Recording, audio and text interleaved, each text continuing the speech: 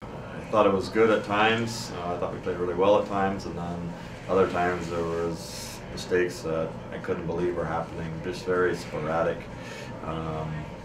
effort today and execution. And you know, I guess there's no excuses, and sometimes that's something that you really worry about coming back after a long break. But again, it's unacceptable, and but it happened, and now we put ourselves in a tough position here for the rest of the year. The mistakes you referred to, how much of them played into those 2 goals early in the second to put Cornell down by 2?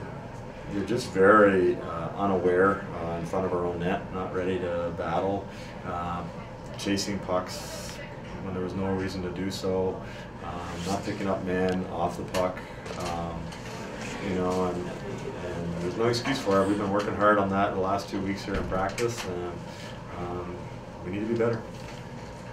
Was it, how did the team take a tie here against St. Lawrence? What was their mood or heading into the locker room after the game? They took it like a loss. They're not taking it very well, I would say. You know, give St. Lawrence credit. They played a good game. We didn't execute. We certainly were given our opportunities with power plays, both at the start of the overtime and the end of the overtime, and we couldn't get it done. So. Cornell poured 36 shots on net. Is this an instance where you just tip your cap to Brooke Waleko, the Saints netminder? Yeah, she played well. She made some really good saves for them. She did a really good job in there, and thought she was solid all night, and obviously kept them in the game at times, and played a real strong game. Were you pleased with what you saw after the timeout? You called the timeout after the 3rd goal by the Saints, and the Reds seemed to respond to that. Yeah, I think it was better after that in the second period, and then we bounced back and got those goals back. But then we come out the third, and you know, just simple things that we couldn't execute, and just got to get better. Cornell did have the advantage in face-offs tonight, but how did that play into the turnout and the outcome? Yeah, I think that, you know, every play obviously starts with a face-off, so when you can win them, certainly gives you a chance to get possession, and we want to be a puck possession team, so face-offs are a huge part of that, and that's, you know, and I think for the most part during this game, we did control a lot of the play and had the puck a lot.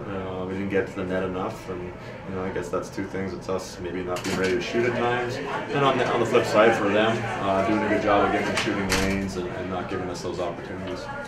And Paul Voorhees making a huge stop on Marchment on the breakaway opportunity late in the game. Yeah, you know, I thought as the game went on, she got stronger and stronger, and had to make some key saves.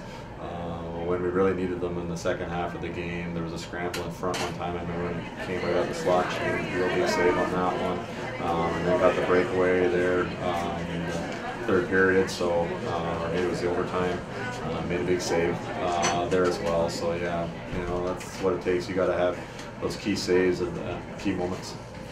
And on the power play, Brianna had a couple of power play scores tonight, at times making it look easy with her, and then Sully ain't folded together. Yeah, there was a couple of real nice passing plays there on the power play, and but overall, I didn't think that we had quite a few power play opportunities, which is unusual against St. Lawrence, and you know, especially in the second half of the game and near the end, we just weren't able to execute, and I just thought it was at times just the simple thing, just sloppy passing and not putting it right where somebody needs it to shoot it, and I thought we did a better job of that on the early power plays. But so. And your thoughts, team that has to regroup and play Clarkson, which is certainly no easy task. No, it's not, and you know, it's always, you know, but that's the way it is every weekend. You play that Friday game, you know, you get a win. Sometimes you get too high and you start thinking, you know, rosy, and then if you're not quite focused the next night, you're in trouble again. And on the flip side of that, you get beat in a tough game like tonight, and then if you're still hanging your head and still, you know, upset about that, then you're going to get beat again. So it's, you know, it happens. We're not happy about it. We didn't get the job done here tonight. Got to forget about it overnight and be ready to go tomorrow.